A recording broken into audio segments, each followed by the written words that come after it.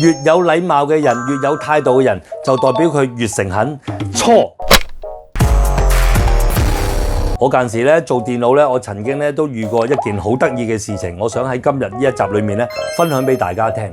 咁啊有一日咧，咁我喺度咧執緊貨啦，咁我突然間一擰轉身咧，就有一個好有態度、好有禮貌嘅男顧客，跟住佢同我講，佢話：哎呀，你呢一個嘅電腦遊戲咧，我喺你度買，我玩唔到啊咁樣。咁我就覺得，咁我應該去跟翻我嘅服務態度啦。咁我咧就將嗰個遊戲裝咗落電腦，跟住我仲教埋佢點樣玩添咁樣。咁佢一個好有禮貌、好有態度嘅人，跟住咧就話唔該啦咁樣，真係辛苦晒你咁樣。然後佢就走咗啦。嗱，成個過程好似咁樣冇乜特別係咪？但係原來佢已經偷咗嘢。其實我都係因為佢一個好少嘅臨尾嘴角嘅微表情，我知道有啲蠱惑。